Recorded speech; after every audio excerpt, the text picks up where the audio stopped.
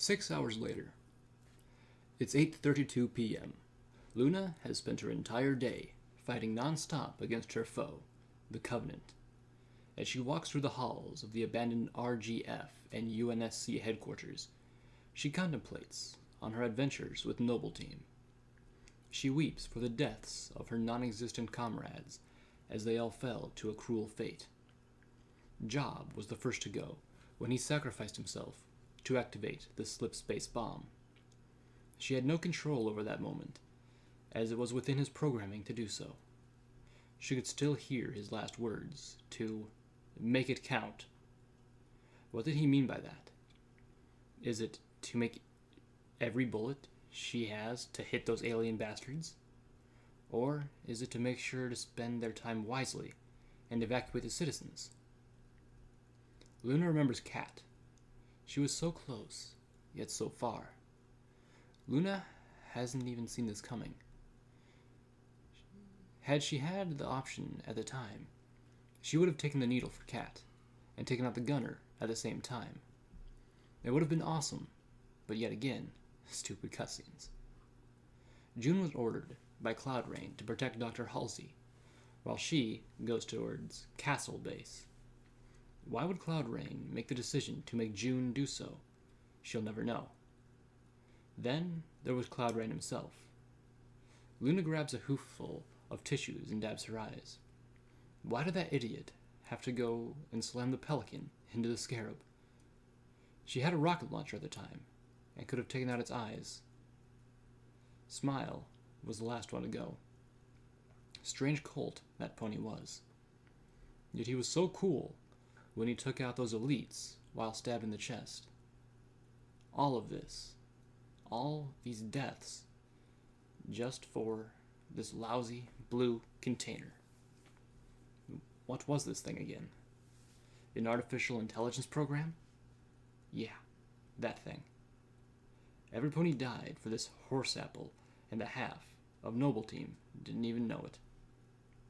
Well, it got delivered to the Pillar of Autumn, and now she is going to finish this. No more running away. Luna, Captain Keyes said, "Are you sure you want to do this?"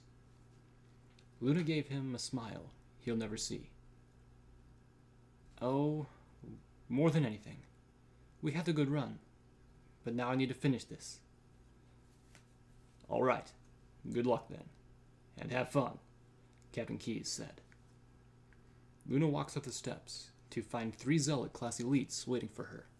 All of them unsheathed their swords, looking at her with those black, mischievous, beady eyes. Oh, I will, Luna responded with a grin. Luna breaks out her sniper rifle and aims her crosshairs for one of the lizard's heads. She pulls the trigger and lands a hit with a 120% accuracy. She decides to slam the rifle into the second elite's face, as it was her last bullet, and trades it for his sword. As the zealot stumbles into his friend, he gets pushed back towards Luna, and she swiftly slices the poor reptile into 2 pieces. The last one is shocked at his mistake, and roars in rage of his own stupidity, and at Luna for killing his brothers in arms. It sprints towards Luna with one sword in one hand, and a fuel rod in another. Firing with 3 bursts at a time, the elite rains Luna with green energy balls that will surely melt the armor off of her. Luna was splashed upon by green goo and explosions as the zealot looks upon his victory. As the smoke clears, a blue flash flies from the dark and impales the elite to a wall behind it. Luna steps out from the smoke that is now revealed a blue bubble shield that Luna had placed down seconds before the hit. She walks over to the pad with the massive driver and pauses to look at Smile's body. It leans on the rail, surrounded by 2 elite bodies. Luna chuckles a little as she looks at the pony skull that was embroidered. It still has that smile on it. She trots over to the seat where the controls are and aims towards a hovering Covenant cruiser. She goes for the red underbelly of the beast and charges up the cannon for the final blow. Suddenly, The room was filled with light, and she misses. "Luna!" Celestia shouted. "Huh? What?" Luna muttered as she squints to look at her sister. "It's 8:55, and you still haven't raised the moon," Celestia said. Luna looks beyond her sister and sees that the sun is still out. "But the sun is still up. How is it 8:55 when your big ball of fire is still in the air?" Luna complains. Celestia looks partially annoyed now. "That's because I can't set it down when the moon isn't rising at the same time." Luna looks at her sister again with blinking eyes. She rubs her eyes to clear her vision and stretches her legs. She trots out from the game chamber and calmly brings out the power of the moon from within. It's usually an effortless amount of work, but tonight she felt extremely tired. When the moon appears over the horizon, the sun finally sets, and Luna stumbles a little. "Luna, are you okay?" Celestia asked. Luna struggles to get up. "Yes, sister. I'm fine." "How long have you been in there?" I don't know." Celestia looked at her sister in worry. If she'd been in there for the past 5 hours playing without rest, Luna could be out of commission for the rest of the night. "Luna, did you eat it all yet?" Celestia asked. Luna gives it a thought. I don't think so." "Luna, why didn't you take a break?" Celestia said. "I did." "To do what?" To go to the bathroom." Celestia sighed at her sister's actions. She thought it was a good idea to let her sister delve into the world of video games, but Luna outdid herself and stayed in the dark too long. Celestia makes a note to herself to put some lanterns in there. Then again, her place isn't exactly the healthiest place to stay for too long. "Luna?" Celestia asked. "Yes, Tia?" Luna said. "I think it's about time we go get an X-Buck for your own room," Celestia said. Luna stared at her sister for an extremely long second. 1 second, Tia gets mad at Luna for not raising the moon. Then, she is willing to go with her for a shopping trip. This is most unusual, and possibly the second best day of her life. She jumps up and down for joy with a smile on her face. "Oh, thank you, thank you, thank you, thank you!" Luna cried. "Yes, Lulu," Celestia said sheepishly as she tracked Luna's movements. "Dear mother, what have I created?" Luna stopped for a moment when a thought passed through her mind. "Wait, how are we going to go out without attracting attention, dear sister?" Celestia looked at Luna in the eye. "Oh dear, she has that twinkle in her eye again," Luna thought. "Why, just leave that to me." The next day. "This is a stupid idea," Luna thought to herself. Celestia and Luna were out in the middle of Canterlot. It was a Sunday, so fortunately there was no stupid meetings about taxpayers' laws or crops getting trampled by rabbit swarms. Unfortunately, Celestia always had weird ideas on what to do on Sundays. Today was no exception. Tia cast an invisibility spell on her horn, lowering the connection between her mane and the sun to change it into its usual pink straight self, and taped a picture of a sun with a smiley face over her cutie mark. Luna suited up in a black robe similar to the one from Nightmare Night, transformed her hair to a design similar to when she was released from her dark self, and adorned a pair of red reading glasses. "Sister, we're going to be spotted," Luna said. "Nonsense, my dear Luna," whispered Celestia. "Our disguises are perfect." "We're still the same height as before," Luna whispered harshly. "There's no way any pony will be fooled by this guise. The media will find out. We'll be laughingstocks." "Oh, hush." Celestia flipped her mane. "As long as we don't talk to any pony, or get in touch with our magic, we'll be fine." "You mean everything will go horse apples," Luna thought. "Now, just remember, if any pony asks, our names are Sunshine Daisy and Cloudy Night," said Celestia. "You are always horrible with names," Luna chuckled. "Ah, here we are," Celestia said. In front of the two royal sisters was a store large enough to be mistaken for an entrance to a mall, if not for the big sign, Game and Hoof Warehouse, with an icon of a video game controller next to it. They both step through the doors, and Luna is greeted by shelves and shelves of game cases. There are multicolored sections in the store, one washed in blue, another emblazoned with red, and another smeared with black, and many more. It's almost like our garden maze in here, Luna thought with admiration.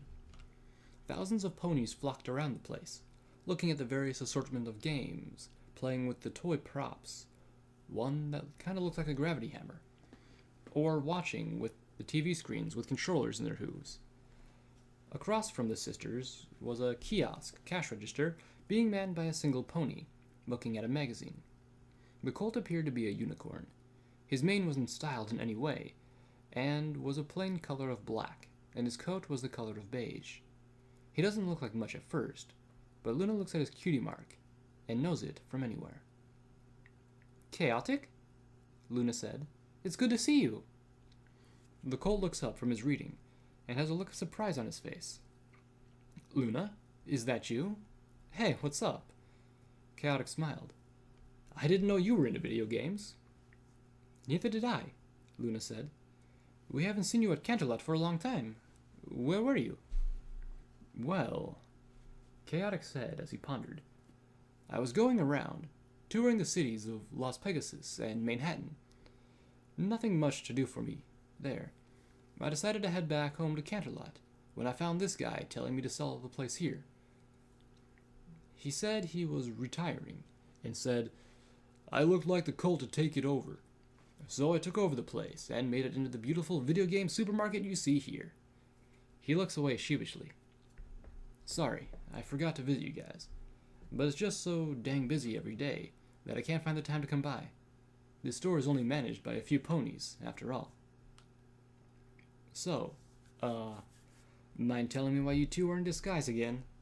Chaotic said with a grin. Luna looked away embarrassed. "Well, our sister just thought these disguises were perfect. We would never wear such attire willingly. We would rather grace our subjects with our royal presence." Chaotic laughs. "Oh my god, Celestia. Really? Couldn't you just send the usual guards to come by?" Celestia smiles innocently. "Oh, but I had to let Luna know you were in the city. She was bored like a bale of hay ever since you left. She always complained to me how she wanted to dress you up into the maid costume again." "Celestia, we did not say that," Luna denied. Chaotic chuckles at the two sisters. "Well, I'm glad to see you too. Now then, what can I bring you girls?" "Well, Luna is going to need an Xbox 360, 12-month live subscription, and a couple games for her choosing," Celestia said. "All right then. Luna, do you have a specific color you want your console to be?" Chaotic said. Luna thinks about it for a moment. "Do you have one with the designs of the midnight sky?" No, but I do have blue lightning painted," Chaotic Note said. "Blue. You can come over here for a second." "Coming," yells a mare's voice. A blue streak of light comes flying over from the blue section of the store. As Luna coughs and waves the smoke away, she sees a light blue mare with a mane striped with blue and white. She had wings that had a sharp edge to them, and her feathers dotted with a lightning pattern, the same color as her mane. She dons a cutie mark of a cloud with two lightning bolts of blue coming out of it. "What you need, boss?" asked Lightning. "Blue. I have a paint job for you," Chaotic said. "Okay, what's the order?" "It's an Xbox 360, colored like a night sky," Chaotic said. "Luna, is there any specifics you want on it?" "Can we have a constellation of Ursa Major on it, and have a line art of one drawn over it, please?" Luna said. "Wait," Lightning said with a confused look. "Did you just say Luna? As in Princess Luna?" Chaotic looked over her and gave her a smile. "Yeah, didn't you hear what I said?" Lightning had her jaw hit the floor. Oh my gosh! It's Lu. Chaotic had a hoof over Lightning's mouth. Shh! Do you want the whole store to mob over here? Lightning peers over to the left to see a bunch of ponies looking at her. Oh, she said. If I let go, do you promise not to yell, shriek, scream, or go fangirl about Luna? He asked. She said. Chaotic sighs as he takes his hooves off Lightning. Okay. Could you go work on that thing of hers? You're attracting a lot of attention. Lightning blushes slightly, with a sheepish grin, as a lot of ponies are still staring at her. She gives the unamused boss a salute, then dashes off towards the back of the store, with a path of static trailing after her. Chaotic lets out a sigh of relief. Excuse me for her behavior. She always has some sort of antics up her horseshoes. Chaotic excused. She's also batsy about you, Luna. Luna smiles. It's alright, Chaotic. But please do tell. I'm still curious what games are fun here. I do enjoy the shooter games like Halo, and it's really fun.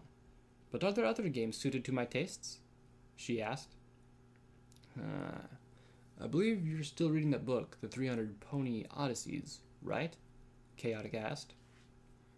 Yes, Luna said.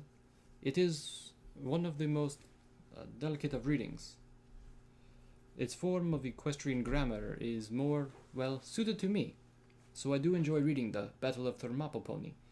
Very immersive, the book is. Chaotic chuckled at Luna's obsession with topless stallions in battle.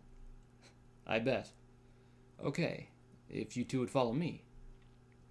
Chaotic leads the two royal goddesses into a giant gazebo tent with a silver icon of what appears to be a dragon. Along the way, the unicorn was picking off several games from shelves.